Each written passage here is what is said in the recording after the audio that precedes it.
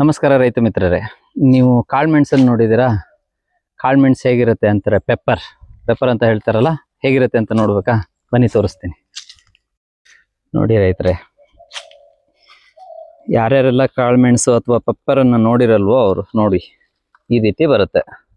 ಇದು ಅಡಿಕೆ ಮರಗಳಿಗೆ ಬಳ್ಳಿ ರೂಪದಲ್ಲಿ ಹಬ್ಬಿಸ್ತಾರೆ. ಇಲ್ಲಿ ನೀವು ನೋಡ್ತಾ ಇದ್ದೀರಲ್ಲ, ಇದು ಒಂದು ಬೇರೆ ಜಾತಿ ಗಿಡಕ್ಕೆ ಹಬ್ಸಿರೋದು.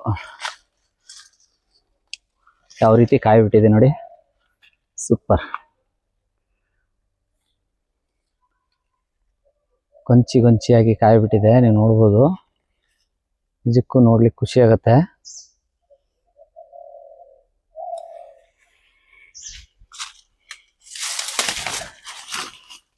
ಎಷ್ಟು ಚಂದ ಕಾಯಿ ಬಿಟ್ಟಿದೆ ನೋಡಿ ಫ್ರೆಂಡ್ಸ್, ನೋಡಿ ಹೇಗಿದೆ, ನೋಡ್ಲಿಕ್ಕೂ ಖುಷಿ ಆಗುತ್ತೆ.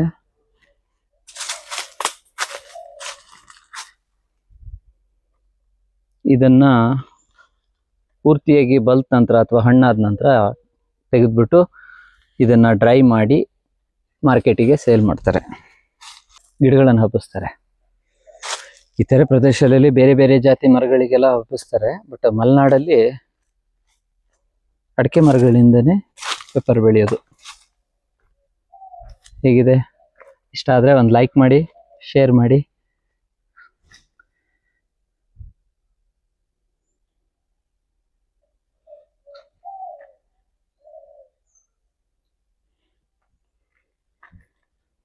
ನೋಡಿ, ಅಡಿಕೆ ಮರಕ್ಕೇನೆ ಹಬ್ಸಿರೋದು.